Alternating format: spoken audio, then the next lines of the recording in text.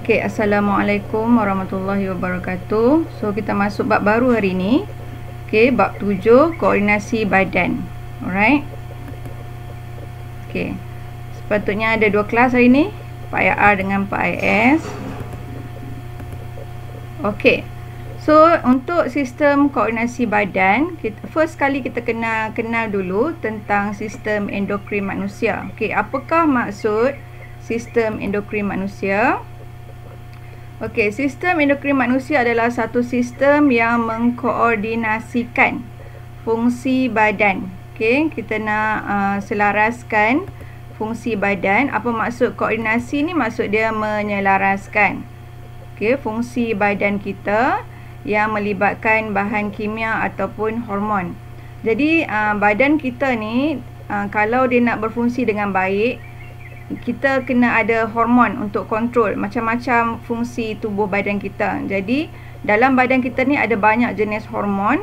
Di hormon-hormon ni akan selaraskan apa sahaja sistem dalam badan. Okey. So, perkataan baru hari ni, koordinasi dengan hormon. Okey, untuk first slide ni. Okey. Jadi, ini situasi dia. Macam kita selalu hadapi situasi macam ni. Bila kita menghadapi satu situasi yang kita takut, cemas dan sebagainya, so badan kita akan cari jalan untuk kontrol balik badan kita, untuk kontrol balik supaya dia melakukan satu tindakan. Okey, contohnya, okey, tengok gambar lelaki ni kan, dia nampak ular, lepas tu tindakan dia lari kan. Okey, tindakan dia lari. So, tindakan lari tu bukan sebenarnya dia sahaja nak lari. Sebenarnya ada hormon di dalam badan yang kontrol dan arahkan supaya badan dia lari. Okey. Itu peranan hormon tu. So, kelenjar endokrin dalam badan dia akan bertindak dengan cara dia rembeskan satu hormon. Jadi, hormon ni akan meningkatkan denyutan jantung. Okey. Ni dalam situasi bahaya, automatik satu hormon akan dirembeskan dan hormon tu akan meningkatkan kita punya jantung berdegup dengan kencang dan berdenyut dengan kencang. Okey, denyutan jantung akan bertambah. Bila jantung kita berdegup dengan kencang, automatik kita bernafas dengan kuat. Okey, macam kita ketak kan, kita akan bernafas dengan kuat. Okey, dalam masa yang sama, okey, cikgu tengok point yang ni elok sikit. Ini dia. Okey, dalam masa yang sama, apabila denyutan jantung bertambah, kadar pernafasan bertambah, tekanan darah juga akan bertambah. Ini semua automatik, dia akan ikut semua. Okey, aras glukosa pun bertambah, maka kadar metabolisme pun meningkat. Okey, semua ni disebabkan rangsangan takut ni. Okey, rangsangan satu ni, rangsangan dia tengok ulang. Okey, jadi kesan dia, apa kesan daripada perembesan kelenjar hormon, perembesan hormon ni? Okey, kesan dia jantung akan pump lebih banyak darah untuk bekalkan lebih banyak oksigen. Okey, sebab dia nak energi yang banyak untuk lari, nak hindarkan daripada keadaan yang takut ni. Okey, dengan keadaan itu, bila oksigen banyak, respirasi sel pun bertambah, maka otot akan dapat lebih banyak tenaga, jadi dia ada energi yang lebih untuk lari. Okey. Jadi hormon apa? Siapa tahu hormon apa yang terlibat ni? Hormon apa yang terlibat bila kita takut? Ya. Muka surat Allah. Kejap. Muka surat. Buku teks bab baru, bab 7. Okey. Bab 7 Cikgu, Ya. metabolisme tinggi tu apa? Okey, kadar metabolisme tinggi ni maksud dia, okey, badan kita dia nak dapat tenaga, dia mesti menjalankan proses respirasi sel. Macam kita makan, bila kita makan, makanan kita makan tu contoh nasi kan. Nasi dia ada karbohidrat. So, karbohidrat tu bila proses pencernaan berlaku, dia akan jadi glukosa, kan? Jadi, bila nak dapat tenaga, dalam badan kita akan berlaku proses respirasi sel. Jadi, gula tu, kalau bahasa kita ni, kata gula tu dibakar lah. Maksudnya, gula tu dioksidakan untuk dapatkan tenaga. Jadi, kadar metabolisme, maksud dia kadar gula tu dibakar untuk dapatkan tenaga. Faham tak? Setengah orang dia makan banyak, lepas tu kadar metabolisme dia rendah. Jadi makanan yang dimakan tu tak digunakan untuk jadi tenaga. Jadi walaupun dia makan banyak, dia letih. Lepas tu berat badan bertambah. Sebab makanan tu orang kata apa, tak dibakar, tak dioksidakan jadi tenaga. Ada orang dia kurus, dia makan banyak tapi tak gemuk. Sebab kebanyakan makanan yang dia makan tu ditukarkan menjadi tenaga. Jadi kita kata kadar metabolisme bagi orang tu tinggi. Faham tak? Kadar makanan tu nak ditukarkan menjadi tenaga. Okey? Boleh? Okey, boleh. Alright. Okey, ini satu keadaan lah. Dia tak kira lah apa jenis bahaya. Macam kalau orang ni tengok anjing pun, dia first kali dia pegang dada dia akan rasa ketak. Itu kesan daripada hormon. Nama hormon itu adalah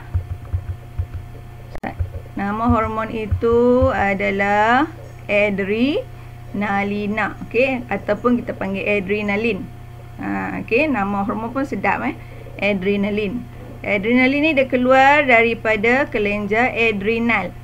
Kelenjar adrenal ni atas ginjal. Okey, sekarang kita berkenalan dengan macam-macam jenis kelenjar yang rembeskan hormon. Okey, sistem endokrin berfungsi sebagai penghantar maklumat. Dihantar maklumat ke dalam badan kita apa-apa jenis rangsangan luar dengan menggunakan hormon. Perkataan famous hari ni adalah hormon. So apa benda hormon ni? Hormon ialah sejenis bahan kimia, tapi dia organik. Bahan kimia yang ada, yang memang Allah dah bagi dalam badan kita. Di bahan kimia organik yang dirembeskan oleh kelenjar khas yang dikenali sebagai kelenjar endokrin. Kelenjar endokrin ni macam kelang lah untuk hasilkan hormon tu. So dalam badan kita ada tempat-tempat tertentu yang merupakan kelang. Kelang ni kelenjar tu lah, kelenjar endokrin yang merembeskan hormon. Okey, sifat bagi kelenjar ni tanpa duktus. Duktus ni maksud dia salur. Kelenjar ni dia tak ada salur. Maksudnya bila dia hasilkan hormon tu dirembeskan terus masuk dalam darah. Dia tak masuk dalam salur arteri. Arteri tu salur darah kan. Dia tak masuk dalam vena. Dia terus masuk dalam darah. Okey. Sebab hormon ni jadi hormon ni dia mempunyai lebih daripada satu organ sasaran. Jadi organ sasaran ni maksud dia organ yang bergerak balas terhadap hormon tu. Okey. Itu maksud dia. Kalau soalan tanya apakah maksud kelenjar tanpa duktus, maksudnya hormon yang kita bagi dekat badan kita tu, dia terus masuk ke organ sasaran, terus masuk ke dalam darah. Okey. Alright. Okey, ini dalam buku teks. Yang ni kalau kamu tengok rajah ni lagi senang faham. Okey, dia akan cerita satu-satu tentang sifat-sifat bagi kelenjar tu. Okey, kita go through one by one. Okey, tengok yang tengah ni kelenjar endokrin. Dia bagi tahulah apa maksud kelenjar endokrin. Kelenjar tanpa duktus. Apa maksud duktus? Maksudnya salur. Kelenjar tanpa salur. Okey. Fungsi, dia nak koordinate, dia nak selaraskan aktiviti badan dengan bergerak balas. Macam tadi, orang tu dia tengok ulang tu, badan dia akan bergerak balas dengan cara lari daripada situasi bahaya tu. Itu maksudnya badan bergerak balas. Dia taklah duduk sebab dia tahu dah bahaya dekat depan dia. Takkan dia duduk tunggu kan, dia mesti lari. Masa nak lari itulah badan dia telah berkoordinasi untuk rembeskan hormon dan sebagainya. Okey, so hormon tu sendiri, apa sifat-sifat hormon tu? Dia merangsang fungsi tisu atau organ khusus. Lepas tu sebenarnya hormon tu dirembeskan sikit saja, dia tak rembes banyak pun. Okey, bersesuaian dengan kehendak badan, tak perlu banyak. Okey, kemudian dibawa terus ke peredaran darah. Okey, merupakan gerak balas yang perlahan, sejenis protein. Hormon ni adalah terdiri dari protein. Okey, kesan adalah lama. Jadi kesan dia lama lah. Okey, ini dia masukkan, dia rembes terus ni, dia rembes terus ke dalam darah. Dia masuk terus ke dalam aliran darah. Maksudnya tidak ada salur pun yang masuk, dia rembes terus saja. Okey. Tak faham boleh interrupt terus kat cikgu Okey, now kita tengok hormon. Okey, dan dah habis dah tengok hormon tadi. Kita akan tengok one by one kat mana dekat badan kita ni yang ada kelang-kelang tu, yang ada kelenjar tu. Cikgu selalu bagi tahu pasal macam kelang sebab dia senang faham. Maksudnya tempat penghasilan hormon. Kelenjar ni adalah tempat penghasilan hormon. Okey, kelenjar pituitari dia duduk di bawah otak sikit. Dia kecil saja. Ni lobus dia, lobus ni yang bulat ni dipanggil lobus. Okey, ni kat gambar yang first ni yang warna merah. Gambar yang second ni warna kuning. Dia kecil saja. Okey, kelenjar pituitari. Walaupun dia kecil, kelenjar ni kecil, dia rembeskan hormon yang kontrol hormon-hormon yang lain. Dia macam bos lah. Okey, duduk sebab dia duduk atas. Okey, dia akan kontrol penghasilan hormon-hormon yang lain. Okey, daripada kelenjar yang lain. Okey. Apa fungsi hormon kelenjar pituitari ni? Dia rembes hormon apa? Okey. Ini kedudukan dia lah. Duduk dekat kelenjar induk yang menghasilkan hormon yang kawal kelenjar endokrin yang lain. Okey. Fungsi dia. Okey. Dia ada banyak lagi. Untuk peringkat sains tingkatan 4, kamu belajar 2 sajalah. Dia ada banyak lagi sebenarnya kelenjar pituitari ni. Dia rembeskan banyak hormon lagi. Dia hormon antidiuresis ataupun ADH. Okey, ADH. Antidiuresis hormon. A tu anti, D tu diuresis. Ni bahasa Inggeris lah, disebut A besar, D besar, H besar. Okey, antidiuresis hormon dia dikeluarkan oleh kelenjar pituitari. Apa fungsi dia? Mengawal kuantiti air yang diserap semula oleh ginjal. Contoh. Okey, yang ni dia kontrol pengeluaran air kencing kita. Okey. Contoh, kalaulah cikgu minum air yang banyak. Minum air yang banyak sedangkan badan tak perlu banyak air sangat. Jadi hormon antidiuresis ni akan kontrol lah sama ada dia nak serap balik dekat ginjal tu air yang kita minum atau dikeluarkan.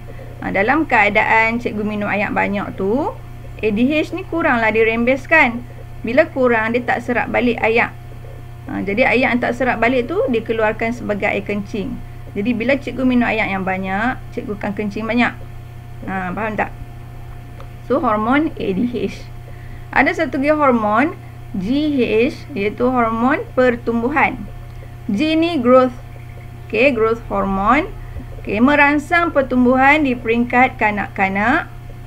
Okey, mengekalkan komposisi badan yang sihat bagi orang dewasa dan mengekalkan jisim otot serta jisim tulang bagi orang dewasa. Ini growth hormone.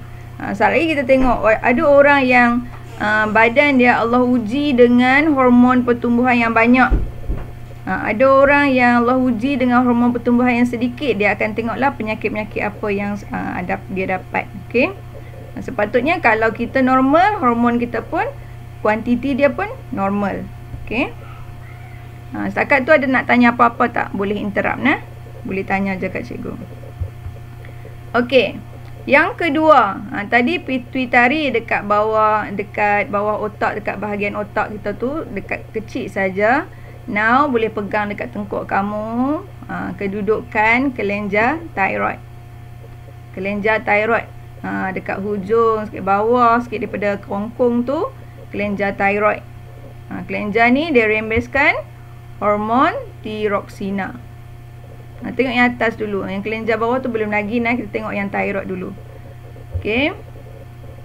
Fungsi dia, bila dia rembeskan hormon tiroksina ni, fungsi dia mengawal kadar metabolisme. Yang ni dia kontrol kita punya, macam Taufik tanya tadi apa maksud metabolisme kan. Yang ni dia kontrol. So hormon ni dia kontrol. Kalaulah kadar metabolisme dia tinggi, maksud dia hormon tiroksina dia tinggi. Kalau rendah, hormon tiroksina rendah. Okey, selain itu, hormon ni dikawal pertumbuhan dan perkembangan fizikal dan mental kanak-kanak. Okey. Now kita tengok kelenjar adrenal. Ni dekat kita punya mana ni? Dekat mana ni?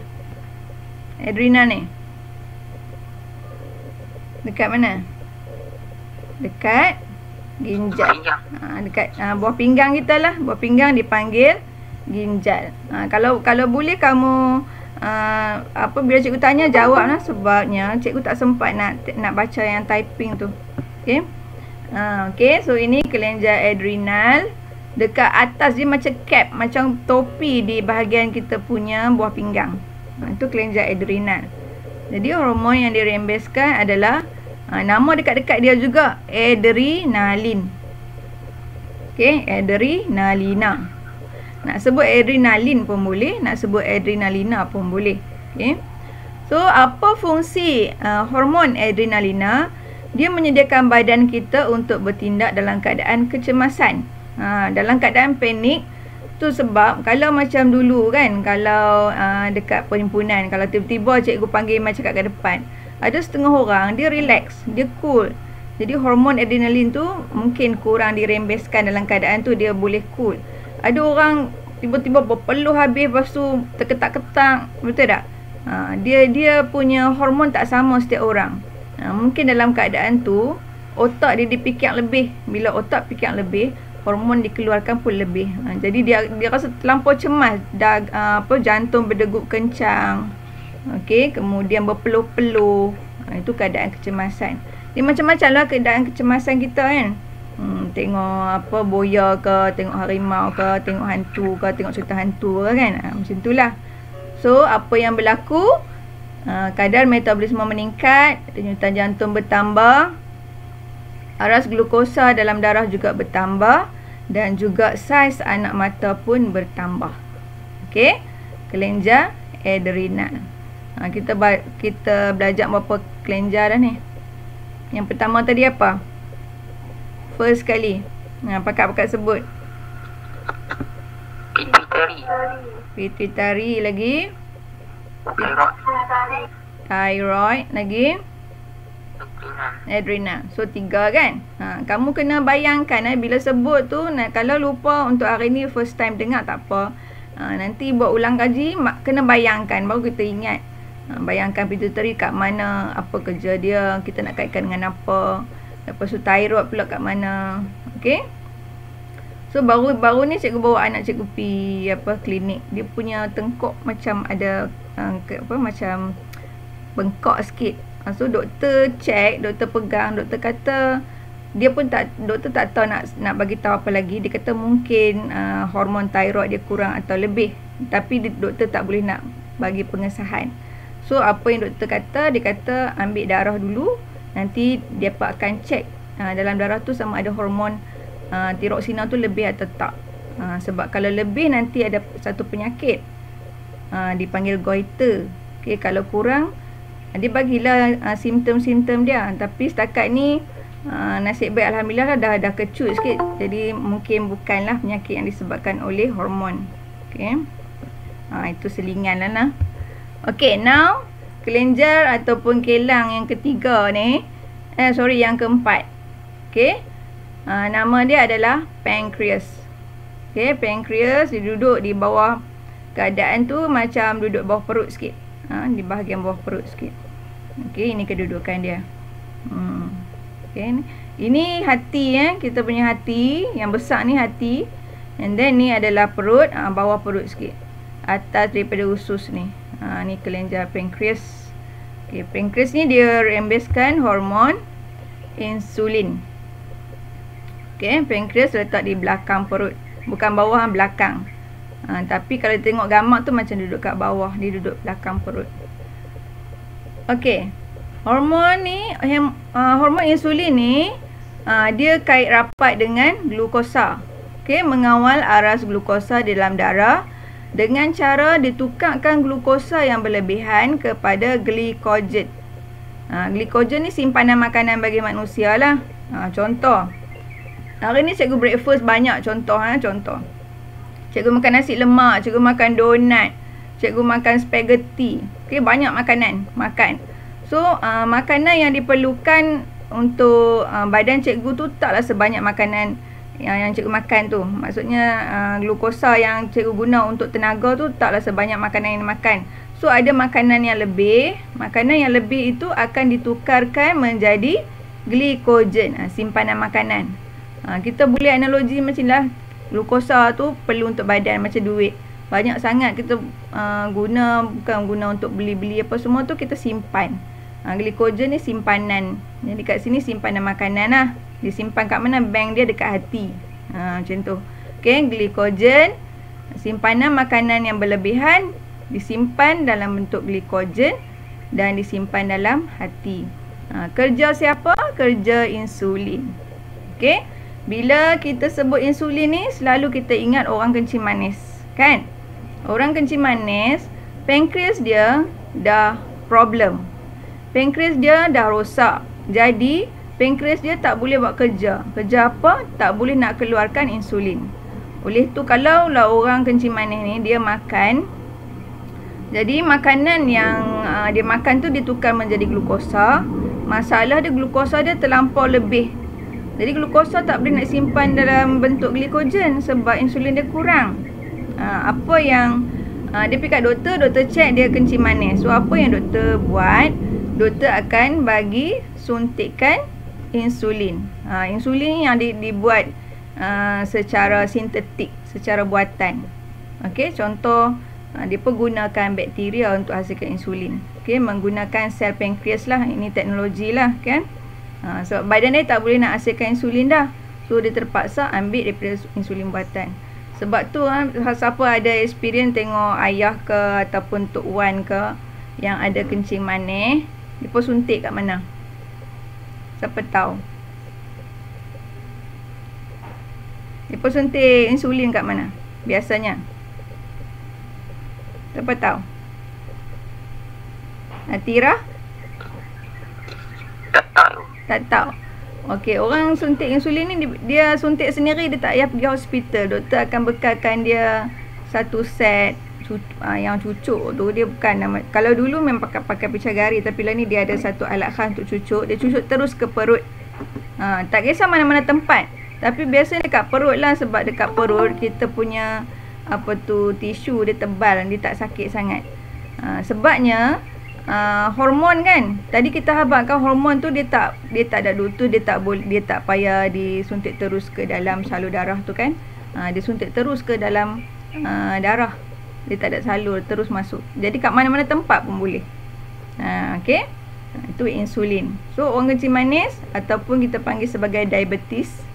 Diabetes ni dia perlukan insulin dari luar sebab badan dia tak boleh, especially pankreas ni lah, dia tak boleh hasilkan insulin. Okey. Alright. Okey, seterusnya kelenjar bagi perempuan iaitu ovari. Okey. Ovari ni dialah juga organ pembiakan. Okey, dialah juga organ untuk rembeskan hormon. Okey. So hormon yang ada pada ovari adalah ni ovari real lah, ovari gambar yang lebih jelas. Okey, kedudukan ovari. Okey, ini adalah uterus. Yang bulat putih ni adalah ovari. Okey, ni ovari. Ni kerata rentas ovari dalam dia. Okey, kecil ya sebenarnya. Okey. Okey, ovari ni ada dua jenis hormon, estrogen dengan progesteron. Okey, estrogen dengan progesteron. So estrogen ni dia mengawal ciri-ciri seks sekunder perempuan seperti perkembangan payudara dan pembesaran pinggul. Okey, maksudnya hormon ni akan lebih aktif pada waktu umur seseorang perempuan tu dah melingkar akhir balik, contoh umur 12, 11 kan. Masa tu estrogen dia akan dirembeskan dengan banyak lah sebab dia nak mengawal ciri-ciri seks sekunder bagi perempuan. Okey. Okey, now bila dah sampai akhir balik juga dia rangsangkan penghasilan ovum dan bermulalah kitar haid. Okey. Kemudian progesteron ni especially akan keluar dengan banyak apabila seseorang perempuan tu dalam proses kehamilan. Sebabnya dia nak mengekalkan ketebalan dinding rahim. Jadi baby dah duduk dalam dalam rahim, dalam uterus tu, dinding dia kena tebal. Okey. So ada perempuan yang hormon tak stabil, progesteron tu masa kehamilan, progesteron tu kurang. Okey, apa dia akan jadi kalau seorang perempuan hamil progesteron dia kurang? Siapa boleh agak? Siapa boleh agak? Apa akan jadi? Adam? Siapa boleh agak? Perempuan ni dia punya hormon progesteron kurang. Mengalami apa? Fungsi progesteron ni dia bagi tebal dinding uterus. Bila tebal, baby duduk dalam Gugur. okey, akan mengalami keguguran. Progesteron dia kurang, jadi dinding uterus, dinding rahim dia tu tak tebal. So baby dah duduk situ, dia macam rumah dia nak duduk tu, uterus tu, dia macam macam nipis kan, dia tak boleh tahan, jadi akan gugur. Okey, so sepatutnya bagi seorang perempuan yang hamil, kalau progesteron dia cukup, jadi tak ada masalah lah, dia sampai selamat melahirkan lah. Okey, alright. Okey, next, ini adalah testis. Testis pun adalah organ pembiakan bagi lelaki dan juga organ bagi kelenjar endokrin. Okey, kalau lelaki, hormon dia adalah testosteron. Dekat-dekat dengan testis kan. Kalau perempuan tadi estrogen dengan progesteron, kalau lelaki testosteron. Perempuan pun sebenarnya ada testosteron, tapi tak sebanyak lelaki. Ada sikit saja perempuan. Tapi kalau lelaki memang banyak lah. Okay, sebab nak mengawal perkembangan ciri-ciri seks sekunder lelaki. Okay, contoh orang kata pecah suara tu kan. Itu maksudnya sudah ada hormon yang seimbang lah untuk testosteron tu. Okay, dan juga merangsang penghasilan sperma. Okay, ni sperma. So, kalau kurang atau banyak, saya dah tengok apa yang terjadi untuk kesan kekurangan dan kelebihan hormon. Okey, punca dan kesan ketidakseimbangan hormon pada kesihatan. Okey, yang ni kita nak cuba elakkan lah. Okey. Jadi, untuk badan kita, rembesan mestilah seimbang dengan fungsi. Jadi, seelok-eloknya badan kita tak mau terlebih ataupun terlampau kurang. Okey, dia nak stabil ya kan. Okey, kelebihan atau kurang akan menyebabkan ketidakseimbangan. Okey, ada yang ramai student perempuan yang selalu tanya cikgu, period dia sampai apa lama, tak berhenti lagi. Okey, cikgu boleh dia tanya cikgu, macam mana nak buat cikgu? Cikgu hanya boleh bagi tahu kemungkinan hormon tak seimbang. Okey. So kalau untuk lebih lanjut memang dia kena pergi jumpa doktor, sebab doktor akan scan tengok apa masalah. Okey, kemungkinan ada berlaku apa-apa ketumbuhan ke, kita tak tahu. Tapi yang menyebabkan macam period dia panjang ataupun kurang period semua tu biasanya adalah daripada ketidakseimbangan hormon. Okey. Jadi dia boleh menyebabkan banyak penyakit lah. Selain daripada tu, terjadi disebabkan gaya hidup, okey, pemakanan yang tak betul kan, sekarang macam-macam makanan yang fast food dan sebagainya kan. Okey. Kemudian terdedah pada sinaran bahaya macam-macam sekarang ni. Jadi bila ada faktor yang macam tu, jadi kita punya hormon pun jadi tak stabil. Okey. Okey, tengok one by one. Okey, kekurangan hormon tiroksina. Tiroksina daripada kelenjar apa? Thyroid. Okey, thyroid dekat tengkuk, kan? Okey, kalau kurang apa yang terjadi? Kalau kurang, kadar metabolisme jadi rendah. Bila makan pun dia tak rasa kenyang. Bukan tak rasa kenyang, maksudnya dia tak ditukarkan menjadi tenaga. Okey, kemudian cenderung jadi gemuk. Cenderung jadi gemuk sebabnya sepatutnya makanan tu digunakan untuk tukar jadi tenaga, tapi makanan tu dia stay dalam badan. Jadi gemuk lah, jadi gemuk, cenderung untuk jadi gemuk. Kemudian bila tak ada tenaga, kan, sebab tak ada metabolisme dia rendah, dia tak tahan sejuk lah, sebab badan dia tak ada haba, tak tahan sejuk. Untuk kanak-kanak, perkembangan fizikal dan mental terbantut. Kita panggil penyakit ni kreatinisme. Okay, kreatinisme. Okay, kurang tenaga kepada orang dewasa, myxedema. Okay, kurang tenaga ni adalah myxedema. Okay, next. Kalau berlebihan pula, tadi kurang. Kalau berlebihan akan menyebabkan kadar metabolisme tinggi pula. Dia kerja macam dia kadar penghasilan tenaga tu terlampau lebih. Okay, bila lebih dia jadi macam keadaan kita sentiasa cemas. Okey, berpeluh, panas, kemudian tak boleh nak tidur, kuat selera makan. Sebab semua makanan yang dia makan tu akan ditukar jadi tenaga. Semua jadi tenaga. Jadi dia kerja nak lapar ya. Nak makan ya. Okey. Tapi bila semua dah jadi tenaga, tak ada simpanan langsung, dia cenderung jadi kurus. Ada orang yang macam ni ya. Okey. Kemudian pembesaran kelenjar tiroid. Kelenjar tiroid dekat tengkok tu nanti dia akan jadi besar. Dia macam beguk tu. Tapi beguk ni, biasa dengar kan beguk. Kalau orang dulu panggil bekak cantik. Yang tu bukan.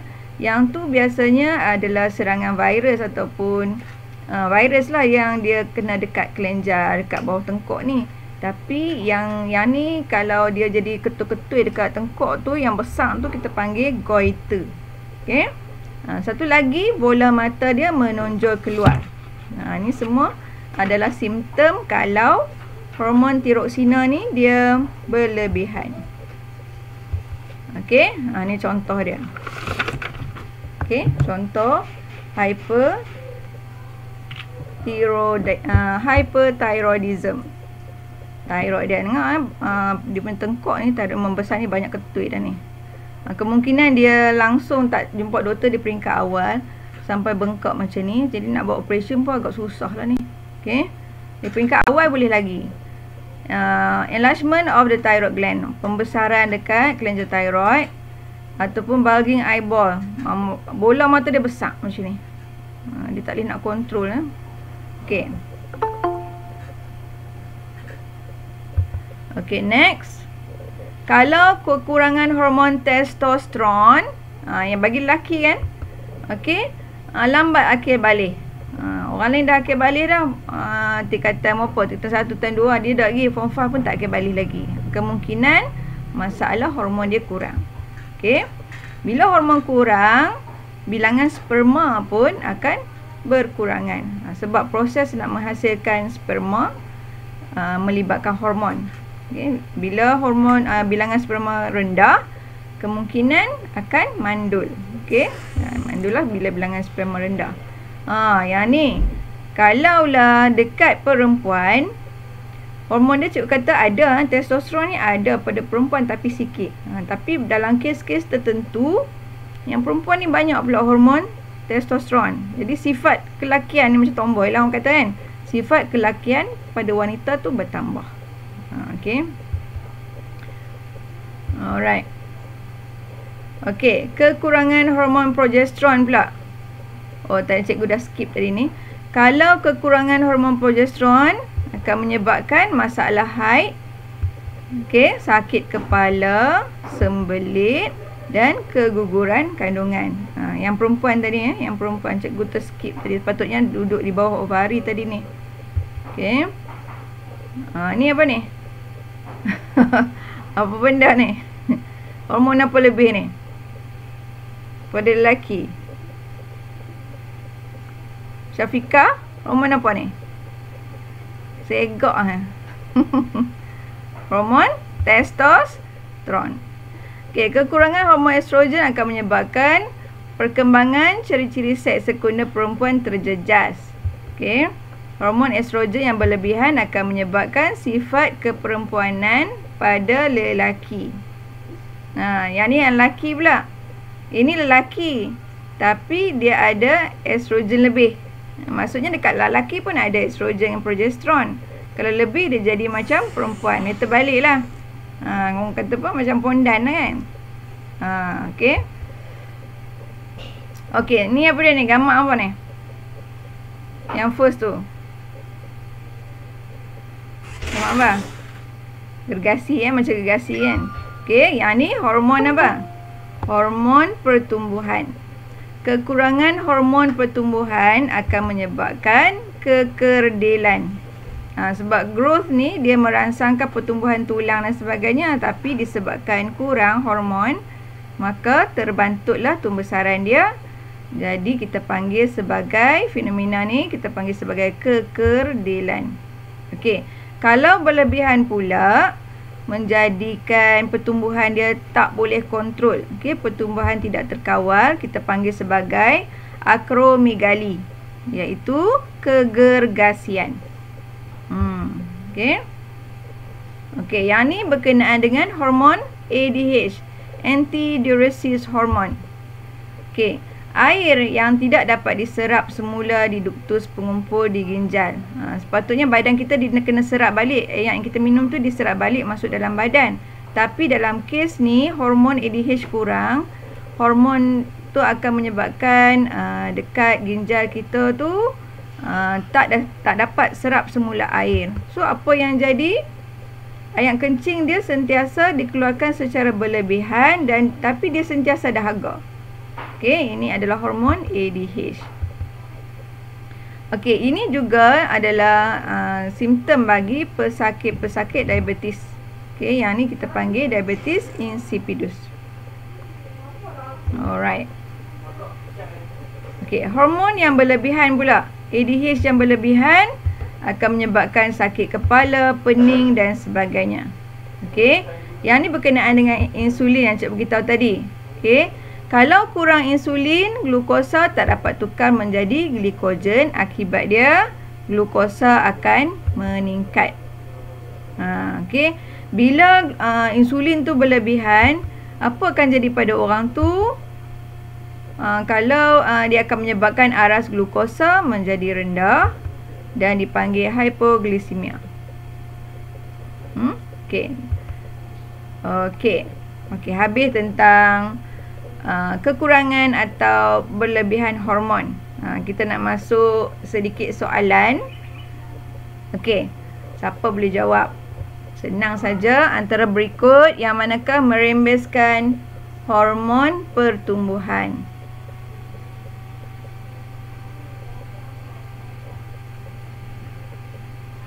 Zamir?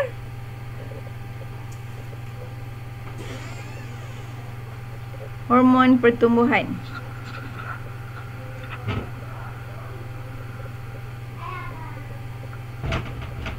Dia duduk kat atas. B. Kelenjar pituitari. Okay, very good. Okay, kelenjar pituitari. Okay, soalan kedua. Ini soalan-soalan SPM. Cikgu akan ambil sikit-sikit. Okay. Okay, ambil masa untuk baca dan jawab soalan. Senang saja. Jam menunjukkan kelenjar endokrin dalam badan manusia. Dia tak bagi tahu pun duduk nama apa kelenjar tu, kita kena kenal lah. Apa nama kelenjar tu? Dia tak tanya apa nama kelenjar ni apa. Dia tanya terus apa yang berlaku kalau kelenjar kurang rembes hormon. Siapa boleh jawab? Anyone? Siapa pun boleh.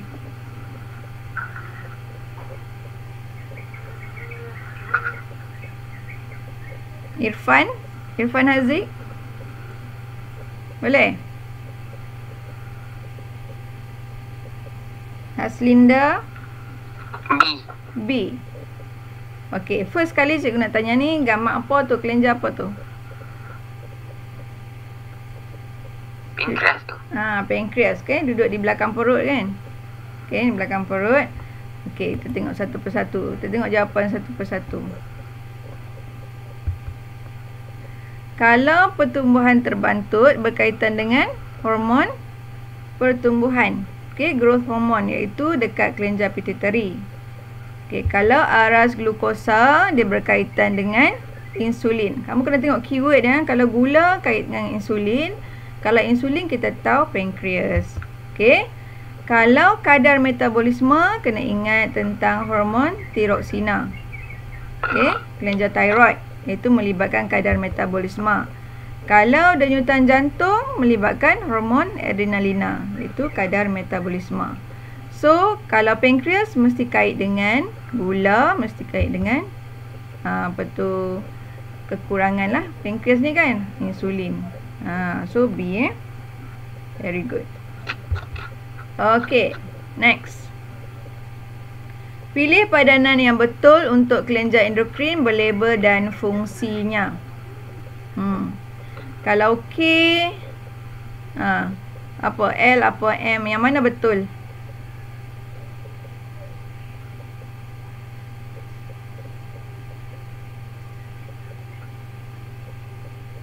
Yang mana betul?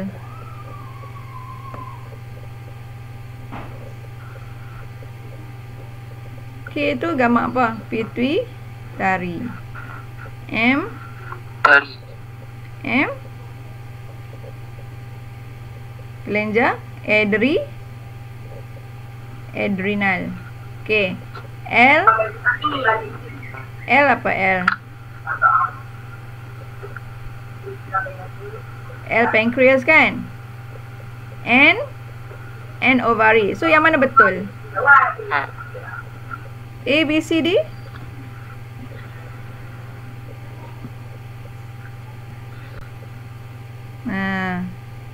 Mana? A, B, C, D.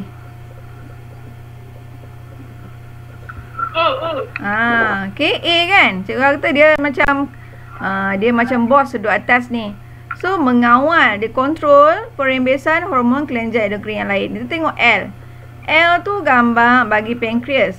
Mengawal kadar metabolisme, salah. Yang kawal metabolisme ni adalah thyroid. Yang dekat ni, dekat tengkok kita. So, B salah. C, M tu kelenjar adrenal. Mengawal aras glukosa dalam darah, salah. Yang ni untuk pankreas. Kalau D, N tu ovary kan? Mengawal jumlah garam mineral. Ni salah lah. Salah, yang ni tak ada kaitan. Kita belajar tadi air kan? Okay. Alright. So, jawapan dia A. Satu lagi. Jadi, dalam soalan peperiksaan, dia mesti ada 2 atau 3 soalan dalam bab 7. So, kena tahu. Kadang-kadang dia bagi sampai 3 soalan. Especially dalam objektif. Kalau struktur tu, mungkin 1 atau 2 soalan. So, kamu kena tahulah. Betul. Apa dia gambar dia? Apa jawapan dia? Kekurangan hormon yang dirembeskan oleh kelenjar X akan menyebabkan... Tadi gambar orang tu hak tengkok besar tu. Penyakit apa? Tiroid.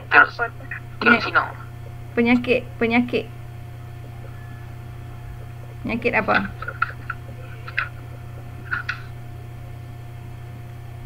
Kelenjar thyroid. Bengkak tu kita panggil apa? Goiter. Goiter. Okey, goiter.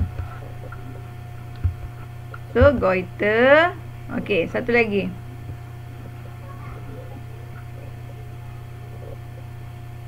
Apakah kesan ke atas individu tersebut sekiranya kelenjar X tidak berfungsi? Nampak dia tak bagi pun tahu nama. Dia nak kamu tahu sendiri nama apa. Dia duduk belakang perut ni. Kelenjar apa ni? Pancreas. Okey. So, kalaulah kelenjar X ni tak ada function dah. Penyakit macam kencing manis tu lah. Diabetes mellitus. So, apa jawapan dia?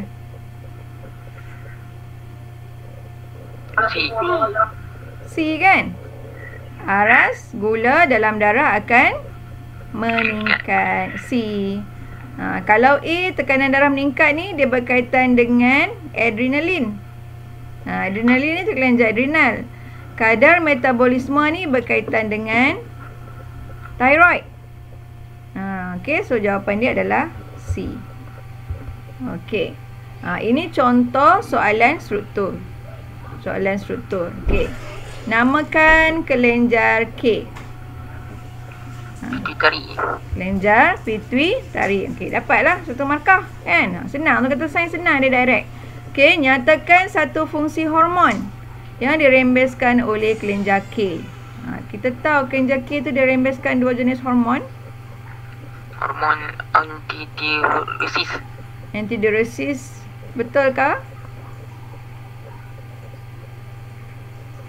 Lagi? Hormon pertumbuhan, GH. GH kan? GH dengan tu, ADH. Okey. Betul.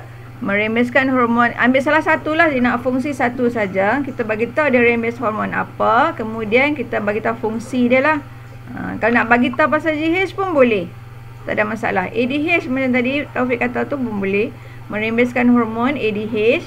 Kalau tak mau tulis A besar, D besar, H besar ni, kita tulis antidiuresis. Tak ada masalah. Okay, untuk mengawal kuantiti air yang diserap semula di ginjal. Okey, B.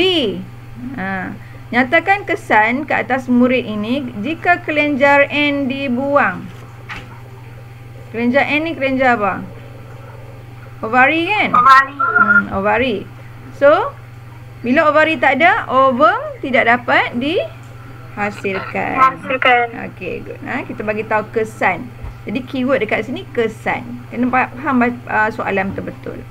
Okey, kelenjar T mengawal semua kelenjar endokrin. Tandakan kelenjar T pada rajah 5. Dia suruh tanda.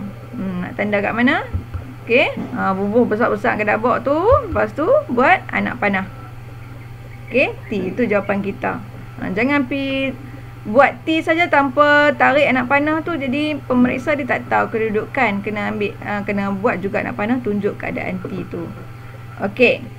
Hormon insulin mengawal aras gula dalam darah dan merangsang penukaran glukosa.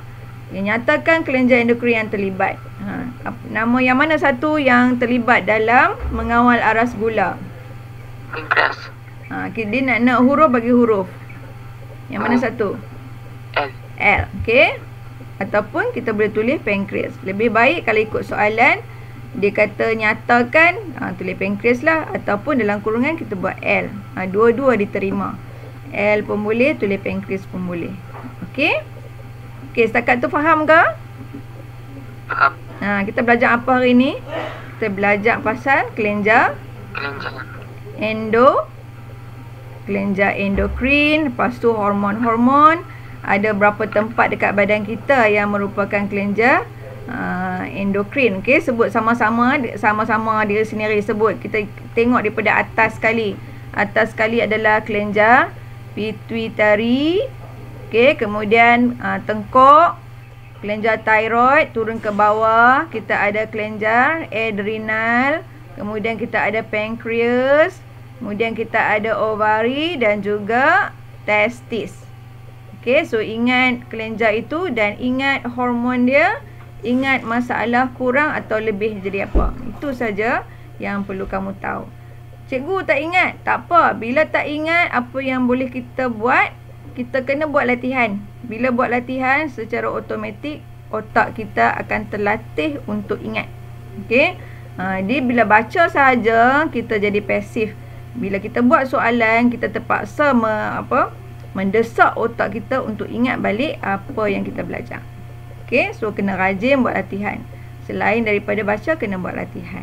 Okey. So, homework macam biasa. Buku amali tu, jadi cikgu senang guna buku amali tu, kamu tak payah nak salin soalan, terus jawab je. Catat muka surat 114, 115, kemudian soalan 2, soalan 1. Soalan 2 dengan soalan 1 tu soalan macam soalan struktur sikit. Okey. Okey, lepas habis yang buat homework ni tak apa, nak buat lambat sikit pun tak apa. Yang penting sekali lagi buat Google Formnya soalan. Ada nak tanya apa-apa? Yang muka surat 114 dengan 115 tu bab 8 tu. Kejap. Cikgu silap ke? Kejap Surat 4 hingga 105. Okey. Kemudian 109 soalan 2, 110 soalan cabaran kibat tu. Okey, ada nak tanya apa-apa tak? Tak faham boleh tanya cikgu nanti Okey, kalau tak ada apa-apa dah, cikgu stop di sini dulu. Teruskan buat latihan dan juga jangan lupa quiz kat Google Form nanti. Okey, itu saja. Assalamualaikum. Okey, sama-sama. Ya, cikgu. Sama. Okey. Terima kasih. Ya, baik. Terima kasih. Sama.